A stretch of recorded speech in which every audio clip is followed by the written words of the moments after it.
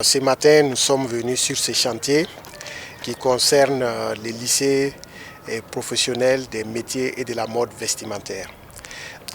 Ce projet du lycée professionnel délocalisé a été entamé depuis 2019 et le chantier a été en arrêt pour plusieurs difficultés, dont certaines dépendent de l'administration. Le chantier était totalement abandonné et en accord et surtout à une très forte implication de la maîtrise d'ouvrage. Lorsque nous avons pu dégager des ressources complémentaires rapidement, ils ont recommencé parce que le chantier était même occupé par d'autres personnes.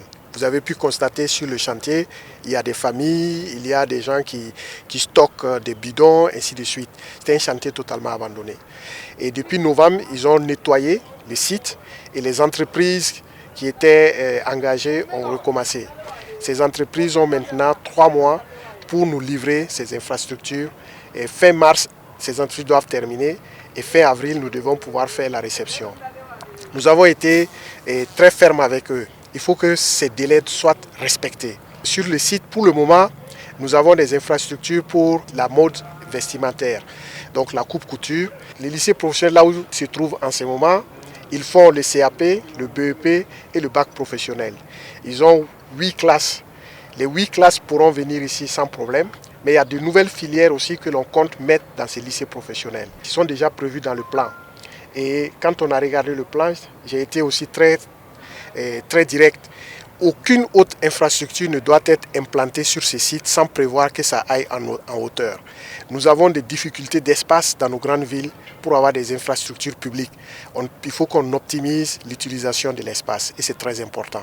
Nous avons été instruits par le président du FASO, chef de l'État, le camarade capitaine Ibrahim Traoré, et son Excellence le Premier ministre Rim Talba Jean-Emmanuel Ouedraogo, pour que tous les chantiers sur lesquels l'État finance, ce soit des chantiers où on respecte les normes, des chantiers où on respecte les délais, des chantiers où on ne doit pas aller à la va-vite et mettre en difficulté plus tard les ressources financières. Donc la maîtrise d'ouvrage que je remercie beaucoup parce que vraiment, je peux dire qu'elle a été résiliente, elle a été responsable au-delà des difficultés dont certaines sont imputables à l'administration.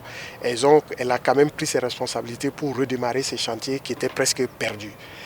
Je vais vous rappeler que nous avons pour mission de passer de 5% des apprenants qui sont dans l'enseignement technique et la formation professionnelle en 2025, de les faire passer à 60% en 2050.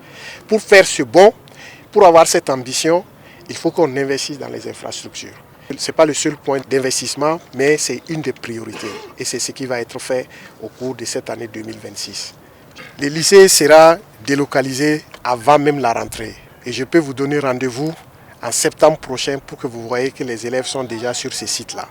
Et la maîtrise d'ouvrage et les entreprises qui sont là-dessus, c'est où le lycée déménage ou c'est eux qui déménageront ailleurs.